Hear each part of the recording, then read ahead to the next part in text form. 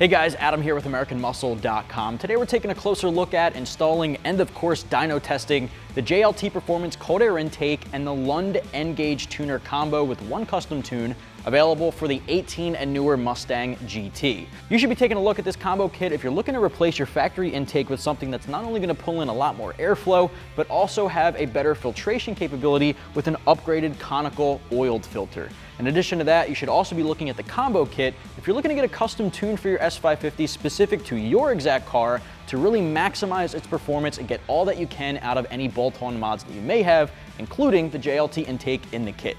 Before we go any further, I want to of course take a look at those dyno numbers. We strapped our customer's 2019 GT down to the dyno. Let's take a look at the graph. All right guys, we of course strapped our customer's 2019 GT down to the dyno. Couple of things to keep in mind. We did establish our baseline run. It's pretty much bone stock with the exception of 91 octane in the tank. Keep that in mind for our before and after. We're looking at 91 octane gains, not 93, just full disclosure there. And of course, we want to take a look at the fact that this also has a 10-speed auto in it, not the 6-speed manual. 10-speed auto, which is awesome by the way. We pulled in 7th gear, which is the 1-to-1 gear ratio. We did a baseline run to see what we came up with. Walked away with 402 horsepower, 382 pound-feet of torque at the rear wheels. We then uploaded our Lund 91 octane tune. We installed our Jlt cold air intake with the 120 millimeter Maf housing. Once we installed all that, we ran the car under the same conditions in 7th gear, 1-to-1 gear ratio. Walked away with 435 horsepower, 397 pound-feet of torque at the rear wheels. These are good for peak gains of 33 horsepower and 15 pound-feet of torque at the rear. Great peak gains right off the bat. Curve gains are really nice as well. We're seeing great horsepower curves of about 26 horsepower. We're seeing that at around 6,300 RPM, so a little bit at the top end of our power band.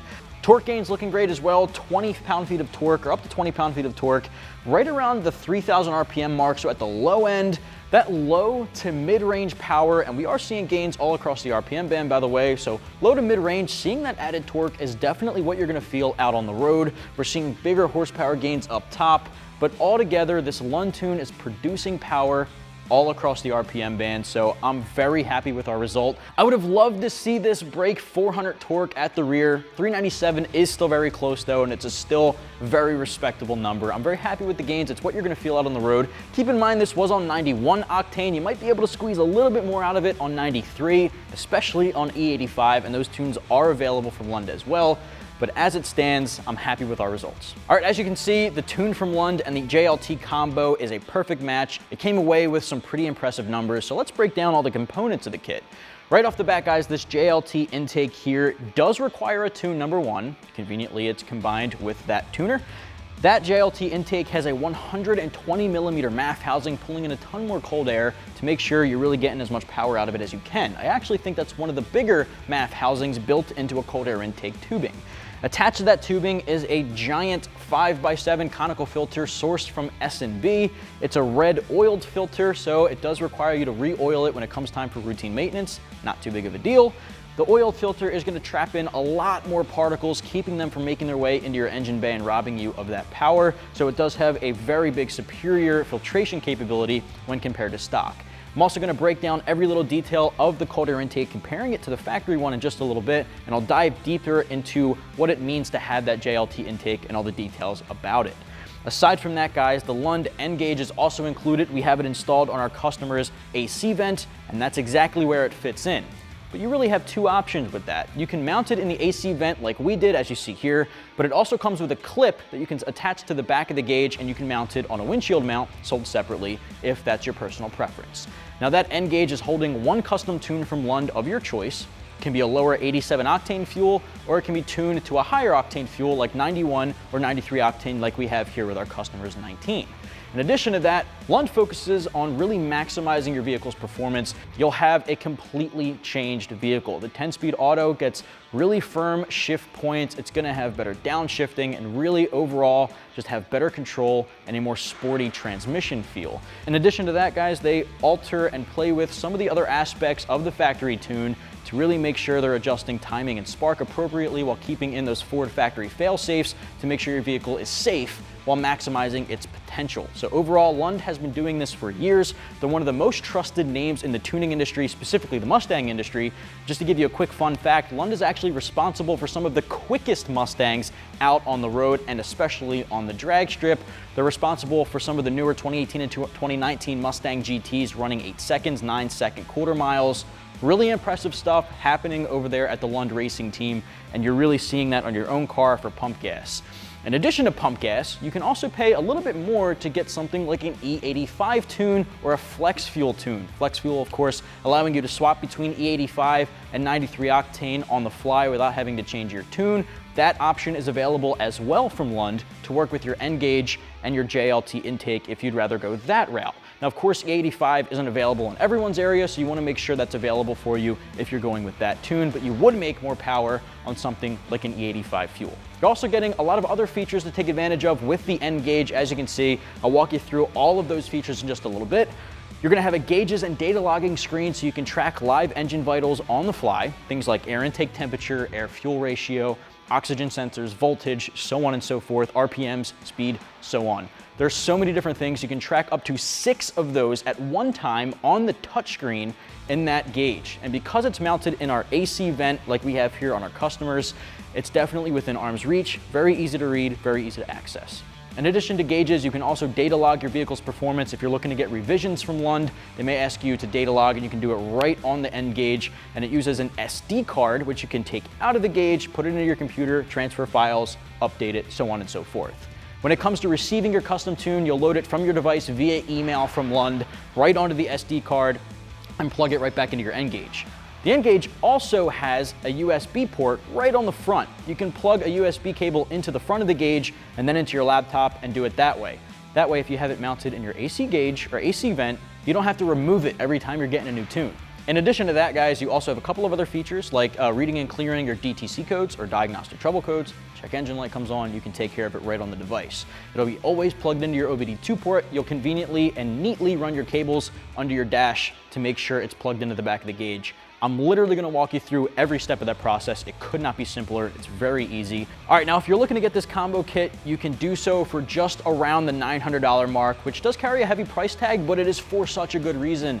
The intake alone is around 400 bucks. Add another $400 or 500 bucks for the tuner. It just makes sense when you do the math. Overall, this kit is going to change the way your vehicle feels. It's going to change the way it runs. It's really going to increase the performance, and overall, this intake by itself does a ton for your engine bay and your performance. Combine that with the tune, and you're in really good shape. 900 bucks gets you the kit you see here. Install, I'm giving 1 out of 3 wrenches on our difficulty meter. There's no cutting, no modding, no permanent modifications required. It is so easy, you can tackle it in about 2 hours. Like I said, I'm going to walk you through every step of the process. Let's get to it. Tools used in this install include an impact gun, a ratchet, 7, 8, 10, and 15 millimeter deep sockets. It's also recommended to have, but it's not required, a universal swivel joint, and a semi-deep 10 millimeter swivel socket. T20 Torx bit is needed, pliers, a magnet is recommended, panel removal tool, 3M tape is also recommended but not required, flathead and Phillips head screwdrivers, and a variety of extensions. All right, guys, kicking things off to uninstall our factory intake. There's a couple of preliminary measures we'll have to take when it comes to uninstalling our factory intake.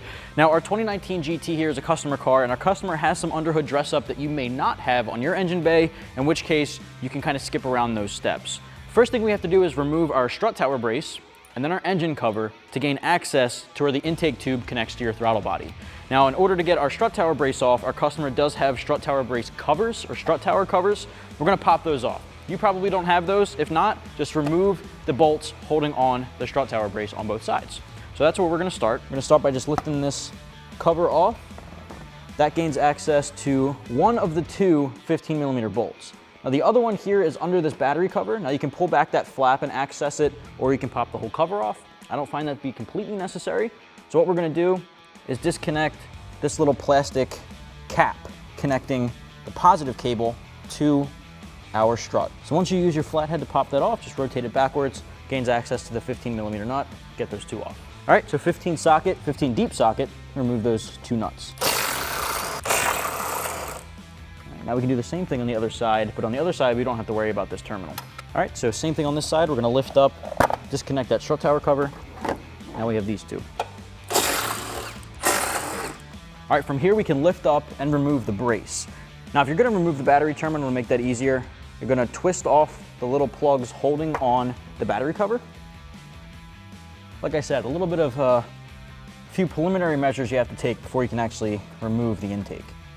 All right, so we got those out of the way, lift and remove. All right, so getting that terminal off, what we're gonna do is grab a 10 socket, loosen it up, and from there we can lift and disconnect. All right, from here what we're gonna do is just lift and disconnect. Set it aside.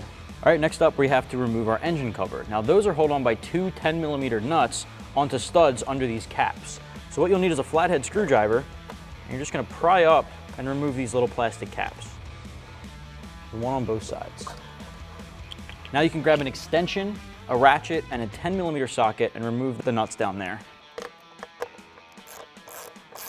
All right, now they're difficult to get out from here just because they're so deep in there. So what I like to do is just get them nice and loose all the way off the stud. You can leave that in there for now. Do that on both sides.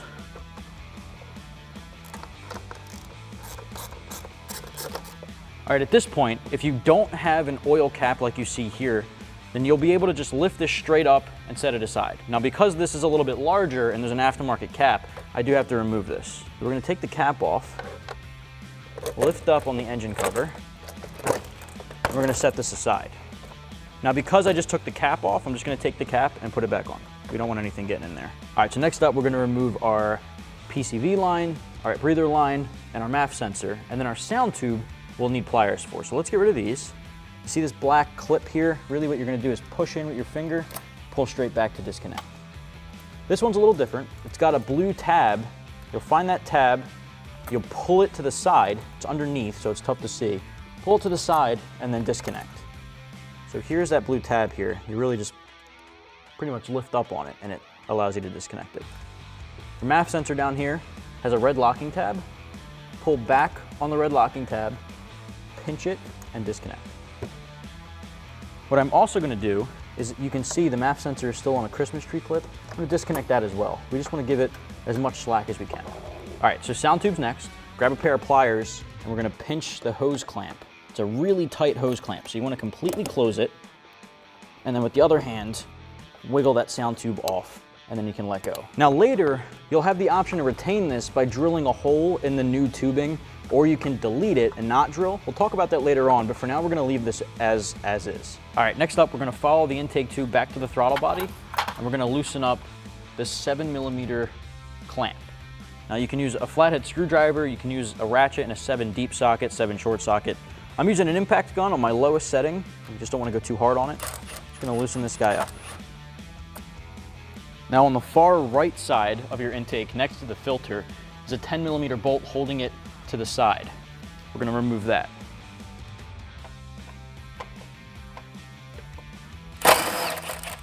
You wanna hold on to this to be used later. All right, so here what you're gonna do is take the tubing, pull back to disconnect from the throttle body. Now the intake should be loose, so you should be able to lift straight up and away with it. All right, so once you get it free, pull it straight up with that factory air duct. All right, now our customer does have this extension cover, so we'll remove that. But next what we're gonna do is delete our sound tube. Now, like I said, you have the option to retain it. If you wanna keep it on there now and skip this step. But if you wanna delete it, and it includes a plug, you'll be able to do that now as well. So I'm gonna pop these guys off and set this extension cover aside. Getting rid of this guy, you're gonna follow it up to your strut tower. What you're gonna do is grab a panel tool and pop this guy off. It's got just a little plastic retaining clip holding it in place here. Now the next couple of steps here, guys, are gonna be pretty hard to see. Following this back to the firewall, it's behind this extension strut tower brace, all the way back to the firewall where my fingers are. There's another plastic retaining clip will pop off. Under that, even further down, you can see 10mm nuts holding on studs. There's two 10mm that we have to remove, and that'll disconnect this from the firewall. Once that's disconnected, there's gonna be an open hole. There's a plug included in your kit to plug that up. So again, you guys aren't really gonna be able to see much because it's pretty deep down there, but you will be able to grab it with your right tools. So what I'm gonna do next is disconnect this plastic clip here, just like that, and then follow this guy down to that 10mm nut. All right, so now I've got a pretty long extension. I've got a swivel socket and I've got a 10mm socket. I'm gonna feed this guy down and try to mount it onto the stud, holding on that 10mm.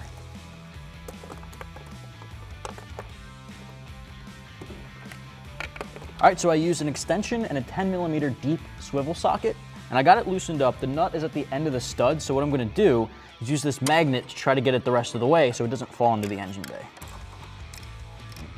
So if I got it, there you have it. That's the easiest way to grab that guy. All right, with that off, you can disconnect this from the stud and just pull it out. All right, so now with the sound tube out of the way, there is that open hole on the firewall. This plug is included in the kit to make sure you can plug that up properly.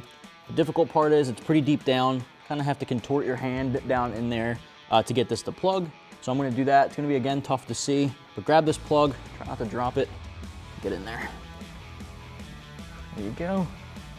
Plugged up, now we can move on. All right, so we got our factory tubing off of our 2019 GT behind me. It's on the table next to our new JLT option. I wanna take you through some of the similarities and differences between the two kits, and really it's a night and day change. Your factory intake is over here on my right. We got the factory tubing. I did take the lid off to remove the factory paper element filter. Now that factory filter is just that, a dry paper element filter. It's a flat plane. It's very basic. It's something that you see on a lot of these newer vehicles. Ford does it right off the factory line with most of theirs. Listen, it gets the job done, right? Now our vehicle here behind me has about 500 miles on it. It's really not much, so this is looking pretty clean, but it does trap in a lot of that dirt, which is what you want from a filter, but it doesn't really optimize airflow. The new JLT filter is actually produced by a company called S&B. S&B has been making filters for years. They're one of the more reputable filter companies out there because they make stuff that not only lasts a long time, but optimizes airflow and is way better for filtration. This is a 5x7 conical filter with a built-in Powerstack open end to maximize airflow to the Maf. And because our tubing has such a giant 5-inch tubing on the inlet, it requires a bigger filter, which is what you get here from S&B in the JLT kit. So this filter here is an oiled filter as opposed to your factory dry paper element. It's also a multi-layer cotton gauze filter. All of those facts, oiled and the cotton gauze, are way better for filtration. It'll filter out a lot more of those smaller particles that would otherwise not make it from the factory filter. Now this is also being a large conical 360-degree filter. It's allowing for better airflow, like I said a second ago. Now the rest of the kit here, the JLT tubing is again much larger. 5-inch inlet, 120mm Maf housing, much larger than the factory one, which is why it requires a tune. The larger your Maf housing, the more air coming through. Your computer needs a tune to recognize that and optimize for the airflow. So that's how you get that result there. So larger Maf housing, we can reuse and we will reuse our factory mass airflow sensor as the housing is built in. The tubing is a molded plastic, more of an ABS plastic, something we get from a lot of these aftermarket parts. Very durable, impact resistant, and it has a textured black finish on it, which I actually really like. The JLT name is molded right into the materials, so you don't have to worry about any tacky or gaudy stickers that you get from some of the new ones nowadays. You're also getting a roto-molded heat shield that optimizes all of the space in your engine bay to make sure it's trapping in as much of the space as it can for all of that cold air. And with the weather stripping pre-installed to the top end here, it's trapping out a lot of that engine bay heat to make sure cold air is staying in, hot air staying out. What I really like about this is not only does it do that and seals in under the hood, but it's got this really cool molded curve to it that goes right around your engine bay cover. So the cover's on it, this is really hugging that, so it doesn't look like there's a lot of big gaps. It looks like it belongs there. So that's something I also like. In addition to that, and finally, in comparison to your factory cover and factory heat shield here, the factory heat shield has that factory air duct that extends down to your front upper grille to pull in air from the front end as you're moving. It really optimizes cooling capabilities and it optimizes pulling in air. Now you're not going to be reusing this. Instead, you have a new air duct attached to your new heat shield. Now it's not completely installed. We are going to have to push it and snap it into place. I will say it is a little bit shorter than your factory one, but it still extends down to the grill and is going to make the same effect happen. So I babbled a lot. Hopefully that information was helpful. What we're going to do is transfer over our factory mass airflow sensor to our new housing. There's also a new gasket and 2 new screws to get that job done. Don't reuse your factory ones. That's how you strip these out. Be sure to be using this gasket as well for a leak-free seal. So next, grab a Torx. We're going to remove this. All right, next grab a T20 Torx socket, and we're going to remove these 2 screws. Now, typically, you don't need a ratchet to do this. You can typically do it by hand with just the socket, depending on how tight they are, but typically they're not too tight from the factory. You really don't want to over tighten these types of screws on the Maf housing simply because it's going into a hard plastic that can typically tend to strip out, and we don't want that. We really want a tight seal, a proper seal when it comes to the Maf, because that's how you throw check engine lights, that's how you have air leaks, no good. So we're removing these two, and again, we're not going to reuse these screws, we are going to reuse this sensor. So we're going to take that sensor, I'm going to put that down here. Before we install that, guys, we do have a couple other things I want to remove from the factory intake. I want to make sure we can get all of that stuff off the table and make some more room here. So next what we're going to do is move on over to this part of the housing. I'm going to swap this out. What we need to do on the housing here is remove the spacer here, the metal spacer, and the bushing. We're going to reuse that on our new one, so we want to pop that off now. You don't really need much for it. You just kind of pull back, pop out the metal from the outside, can really push in and remove that bushing.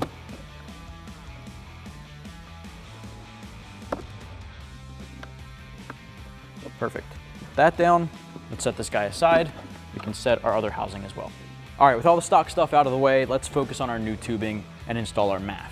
Now, when you take the Maf, what you want to do is also take that gasket I just mentioned and slide it over the end.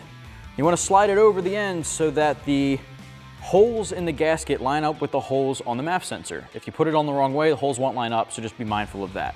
Same thing goes when installing it. It's only going to go in one way, and the holes are only going to line up in one direction. We'll do that first.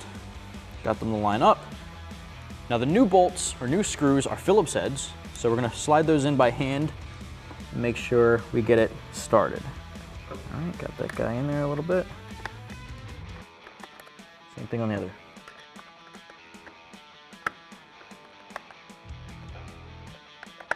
Now again, when you're tightening these down, guys, don't over tighten it. Get it nice and snug, maybe a short turn after that. You don't want to strip them out. All right, now we're going to take our coupler. That's a step down coupler. This is going to go from the intake tubing to your throttle body. Now I want to grab an 8mm socket, which I've got here. I've loosened this up a little bit. What we're going to do is pop it on the edge here.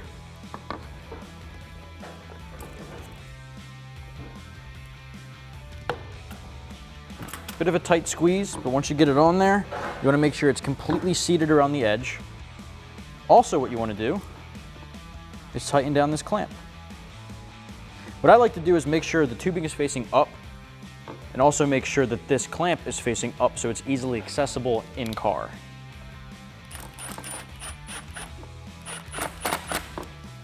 All right, now this guy I'm just going to loosen up and make sure I rotate it the same way. Perfect. All right, we can set this aside. Let's talk about our heat shield. All right, so two things we need to do with our heat shield. One, we're going to install the spacer and bushing that I took off of the factory heat shield. And what we're going to do is properly connect this air duct here. So first things first, let's take our bushing. We want to make sure the flat side is on the inside of this heat shield. The curved side is going to go through. So find this hole here, insert that bushing, sheets in pretty easily. Take that metal spacer with that little tubing, put the tubing through, sit flush. The factory 10mm bolt that we took off earlier is going to go through there. So now what we can do is we're going to take this air duct, and if it isn't through your heat shield right out of the box, you can put it through.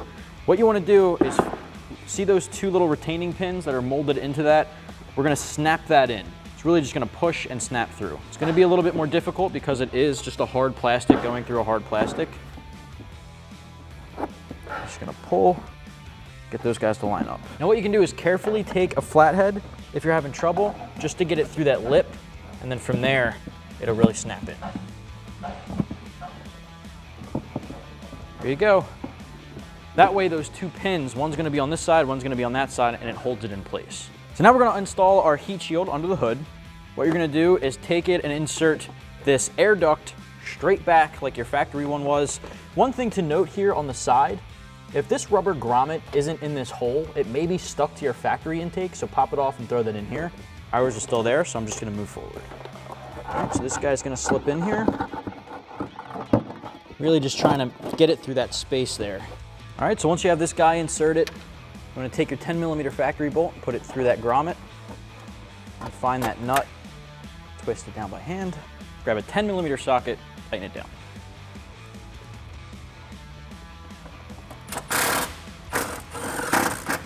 Next up, we're gonna work on our tubing. Now, as you can see, it's gonna fit right in here and connect to our throttle body. But before we do that, if you turn it over, you'll notice that there's a hose fitting already attached.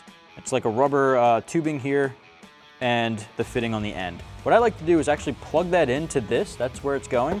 And it's a little easier to do from up here rather than when it's installed, it's a tight squeeze. So here's what we're gonna do. We're gonna plug that guy into the bottom. They just push and connect. Next up, set this into place, connect this to the throttle body.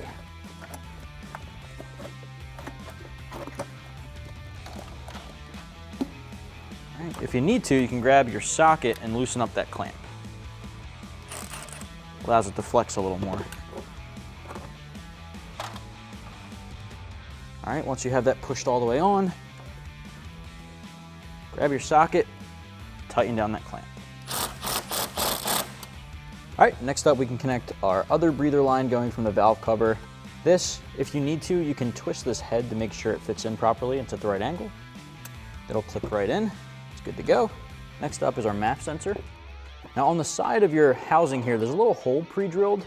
What I like to do is take that Christmas tree clip that we unplugged or unhooked from our Maf sensor harness, clip that right on there. All right, now if you need to, you can run some of that wiring back to get some of that slack off. Plug it right into your Maf sensor, push down the locking tab. Now for your filter, you want to install this a certain way. If you rotate it, you'll find this chrome strip in the filter. Have that facing downward. All right, so you just want to make sure that's on the bottom. Insert that over the tubing, rotate your clamp into position. You can see there's a little indent for it, and tighten it down.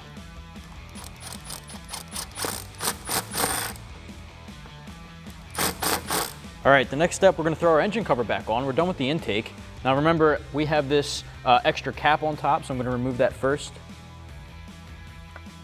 Safely put that down. Put our engine cover in place, lining up those studs. All right, once you line those up, reconnect the studs on the cover.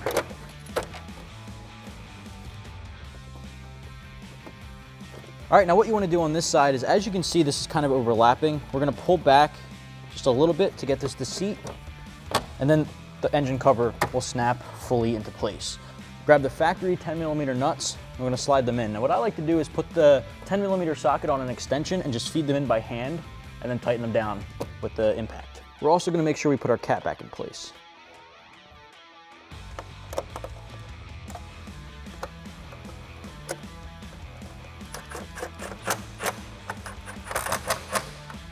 All right, you want to be a little extra cautious when doing this because you have to feed it over to the other side.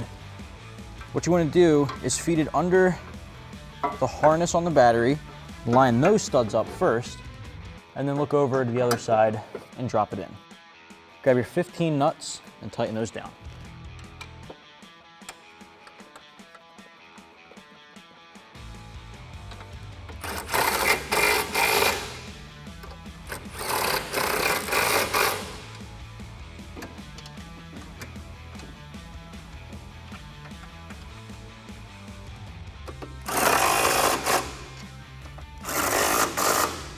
All right, so typically at this point we would be done, but we have a couple extra accent trim we have to put back on, including this, and then we'll reconnect our battery and be finished.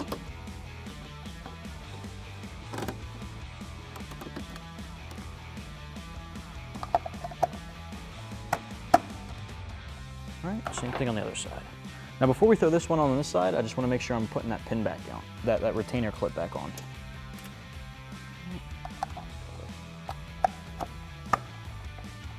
Now we can reconnect our battery. We taped it down so that the terminal didn't touch any of the metal, but now it's time to put it back on.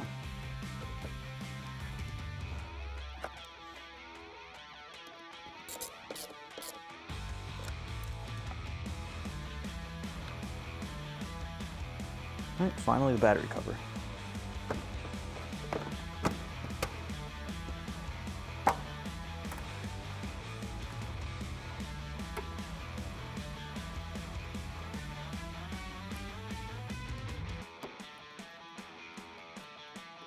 Last piece of the puzzle, put these caps back on the engine cover. They just snap right in place on both sides. Guys, once you have that taken care of, let's get this thing tuned. All right guys, it's time to focus on our nGauge from Lund with the Lund Tune.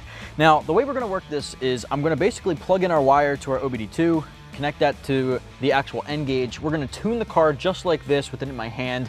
I'll walk you through the tune, we'll tune the car, walk through the process. We saw the dyno. Once the tuning is out of the way, I'm gonna then show you how to actually mount the nGauge. This is a vent mount, which I'm gonna mount right here to our left side vent on our dashboard above our touchscreen on the driver's side. Now, I'll get more in detail with that later on. We have a performance pack, so we do have the 2 gauges in the center, limits us to 1 of 2 gauges. Again, we'll talk about that in a little bit. That's very simple. Let's get tuning out of the way.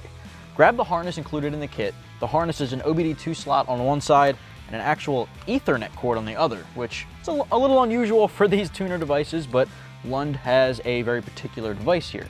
So let's grab this and plug it in. The OBD2 port is located on the left side under the driver's side dashboard. All right, right about here. Plug that guy in.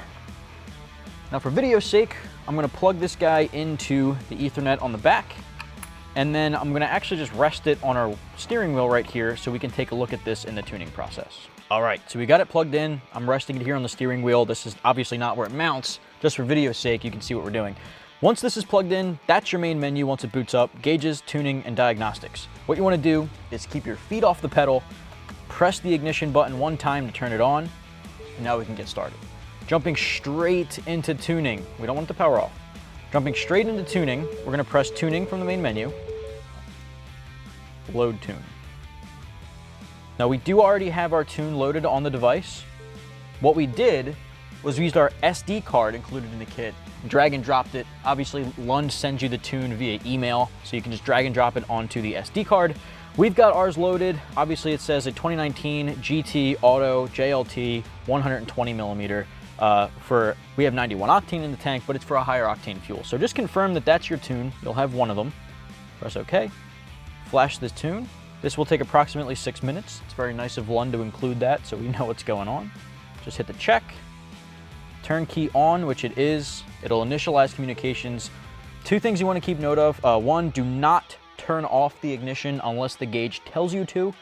And 2, you don't want to touch the pedals or anything. Keep everything off. Don't turn on the radio or anything. You just want to let it do its thing. It'll initialize communications. It'll save your stock file to the device. So if you ever want to revert back to stock, you'll have that option. And then from there, it'll flash your vehicle. So right off the bat, once it initializes, it'll say, again, do not turn off the vehicle and don't unplug the tuner.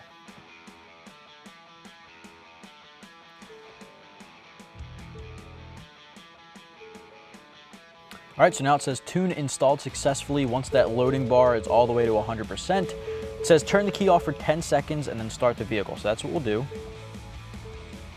All right, 10 seconds, start it up. All right, so we know it works, so I'm gonna shut this off. I wanna walk you guys through some of the features. So I turn the vehicle off, I'm just gonna hit the ignition. And from here, what we can do is go back to the main menu. Can flip through all of these options and take a look at what's in there. Hit that X, right back to the main menu. What I want to do is talk about some of the other features of the device itself. From the main menu, if you hit gauges, this is probably one of the things that most people will take advantage of, right? Especially with this mounted, you get hands-on in eyesight, you know, within the bird's eye view of the driver's seat, which is great. So we're connected, press the check mark, make sure the key is on, which we did. Let that load up.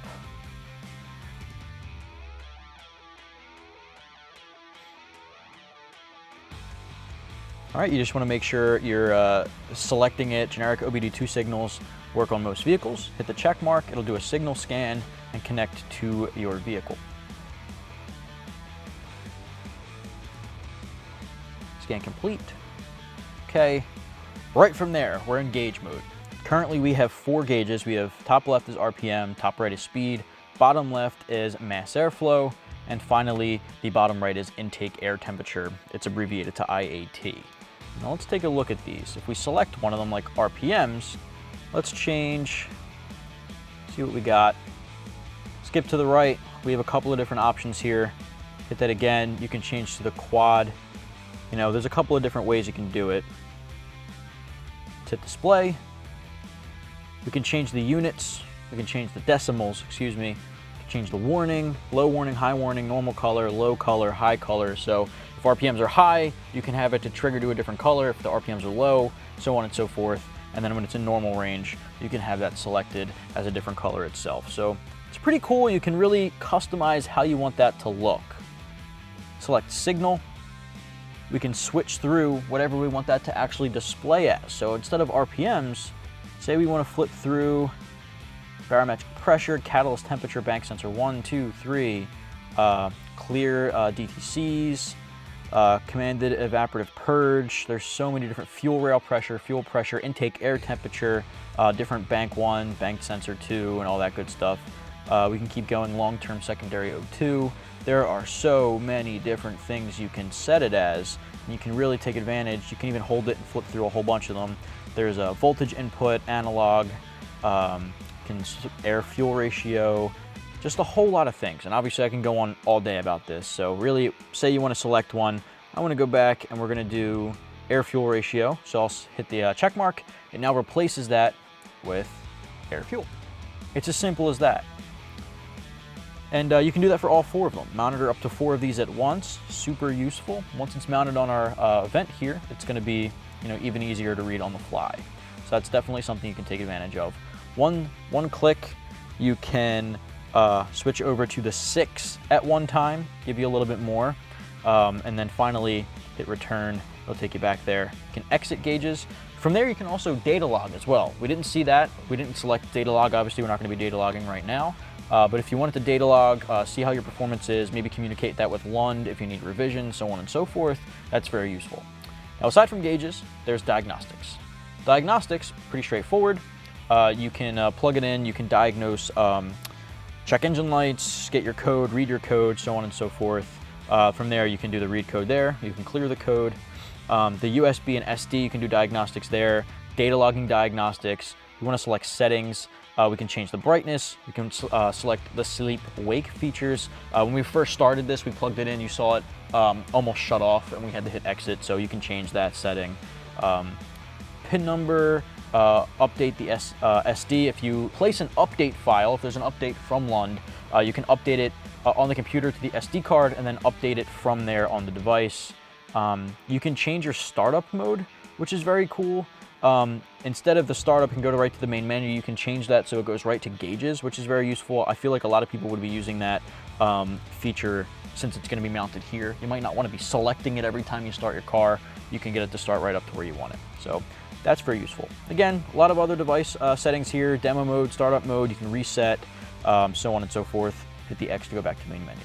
Overall, super useful device, especially mounted here. Really take advantage of this, a lot of cool features. At this point, we've tuned it, we've looked at dyno numbers, now let's get to mounting it. All right guys, I'm in the passenger seat here, which is where we're gonna start with actually mounting our gauge. Now to mount the gauge, we do have to remove this whole one-piece trim panel around the gauges and our vents. It sounds intimidating, trust me, it is so simple. We don't even need tools. You can use a panel removal tool to make life a little easier, but really, your good old hands and fingers will get the trick done. So what we're gonna need to do is, in order to install that, pop the trim panel off. In order to pop this off, we need to pop this panel off. From there, we'll get this out, remove our factory vent, install our gauge, run our wire up, plug it in, reinstall. Very simple. All right, from here, we're gonna open our glove box and start on this little piece here. Now what you're gonna do is from the inside, pull back. Now when you're putting pressure on, you wanna put firm pressure, but don't be too aggressive. That's how you start breaking clips and whatnot. So from the bottom, snap that guy off, kind of wiggle back and forth and disconnect. There's those plastic clips in here that snap in. That's pretty much here and all along this panel. So with that, I'm gonna set this down and now I can work on this. Now what we're gonna do is there's clips all along it. Here, here, here, all the way back. So we're just gonna start section by section and start working it off. So we'll start here on the corner.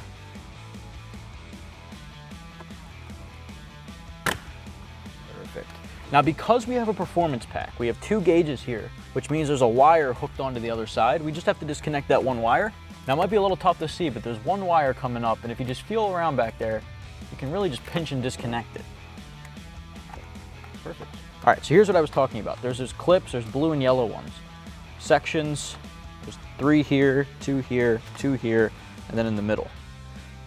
Next, we can choose where we want to mount our gauge. Now the gauge can go, you have two options here on a performance pack. On the non-performance pack, you'll have 3 of these right across. Some guys like to put the gauge in the middle on non-performance pack models. We don't have that option here. I like to put it toward the driver's side. I think it's a little bit more in arm's reach, a little easier to read as the driver, so let's focus on that. From here, we have to remove this vent. Now in order to do that, we're basically going to be pulling and pushing these clips and popping the vent out. Now it can be a little tricky, but basically what you're going to do is where all the blue tape is, you're like pushing in just like that, all around, just like that, and it falls right out. So now that we have our factory vent out, let's grab our gauge and test fit it. All right, so we have our nGauge right here. What we're going to do is just give it a test fit. So really it just slides in and sits in this hole. Now, listen, it's personal preference. Some guys like to thicken it so it doesn't slide around as much. It is just like 2 millimeters too small in diameter to really get a snug fit. Not the end of the world, you can leave it in there just like this. This is a very common thing though. A lot of guys take a very small 3M tape roll and just line the edges in here with 3M. Not to stick it, we don't even take the backing off of it. They just make it thicker a little bit so it sits a little snug. So that's what we're gonna do here. You don't have to, but it is a good idea if you want it to sit a little more snug. This isn't a very, very common thing. Some guys just like to roll some of this 3M around. That's what we're gonna do. We're just gonna roll it once. And you can really test fit it. Some guys put one strip all the way around, one layer. Other guys might wanna do it a little bit more.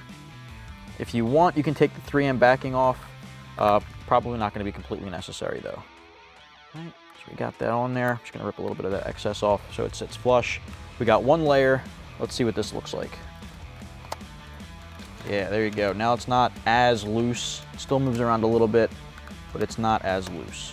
All right, so as you can see, now with the 3M, it doesn't come out. You can see on the back, the 3M keeps it a little bit more seated, kind of thickens it up so it doesn't remove. Just like that. It's good stuff. If you'd like, you can put a little bit more 3M and actually stick it so it doesn't rotate.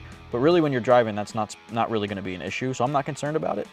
So at this point, what we can do is focus on the reinstallation and running our wire. Before we snap this back into place, what we wanna do is make sure that Ethernet cord that connects to the back is routed up under the driver dashboard and through this hole. That way it can connect to the back. So let's focus on that. I'm gonna set this right up here on our dashboard. All right, so now we're back on the driver's side. We gotta route our wire. This little trim panel with the little vent holes here, we have to pop that off. You might be moving your steering wheel up and down just to get enough space, but what you're basically gonna do is pull back and just disconnect this guy. Just gonna let that guy hang. All right, so if you put your steering wheel down, you get a little bit of a better gap there. Pull it straight out, lock that up. So now what we can do is drop our OBD2 port down and then feed it under our driver's side dash. And so really we're just feeding that down. If you don't see it come through, you can kind of reach under the dashboard and pull it. What we're gonna do is just feed the majority of this wire down in there. All right, now to pull the rest, I'm gonna head right underneath and just pull. All right, so I got it, just pulling this guy through. Just like that. We'll worry about the wire under the dash later. We just wanted to make sure we pull it. All right, so next up, this is a little bit of a tight squeeze. We're basically gonna take our Ethernet port and just feed it up through the trim and in front of this AC vent. It's a pretty tight squeeze. It might take a little bit of trial and error to make sure you're seeing it and pulling it through. All right, almost there. Just gonna pinch it through. All right, so now we don't have to worry about this interfering with our console trim. It's gonna be behind and tucked behind. We just really wanna make sure we've got it here for right now. So I wanna test out our nGauge, make sure it's working properly. So grab your OBD2 port, plug it in down here. All right, so at this point, I'm gonna pull this trim panel back down. Got our nGauge still mounted in there. What I'm gonna do, just plug it in. Take this Ethernet cord, plug it into the back of it. There she goes, still working like a charm. So now we can reinstall our trim panel. All right, next up, we of course, with our performance pack, wanna plug this wire in. If you have a non-performance pack, skip that and just reinstall. All right, you wanna make sure that snaps in place. Begin to layer trim panel back in. Now with this, you're really just pushing all along and you're snapping it in. So here, top, bottom, sides, passenger. Gonna make sure it's all secure. You can give it a wiggle. As you can see, it ain't moving, so we're good. nGauge is still centered, still holding in there, looking good. Back here on our passenger side, we're just gonna put this one piece back on. Just gonna go right on the side here, lining up those clips. Snapped in, glove box shut. Give everything a quick check, pushing all around, make sure it's snapped in. Finally, we can finish it up by getting those wires nice and neat on our driver's side. All right, we've got all of our excess pulled under the dash. Let's put this trim panel back in. Just kind of snaps back in there, perfect. Now I'm gonna head under the dash, and what you do with the wire under there is completely up to you. Grab some zip ties, make sure it's tucked up nice and neat. It's gonna be tough to see on camera. I'm just gonna make it look a little bit better and let our OBD2 port connect. All right, so I got a couple of zip ties. What I'm gonna do, shorten up this wire as much as I can. Then I'm gonna head up under there and just zip tie it to some of the other wires and connectors. You just wanna make sure it's not gonna fall down into your pedals and prohibit you from, you know, keeping up with safety. First, I'm gonna zip tie all these together. All right, that makes it a little bit neater. Tuck this guy up in here. If you want to, you can zip tie that back. Well guys, that's gonna wrap up my review, install, and dyno test of the JLT Performance Cold Air Intake and Lund nGauge tuner with one custom tune for the 18 and newer Mustang GT. And if you wanna pick it up for your own new S550, you can do so right here at AmericanMuscle.com.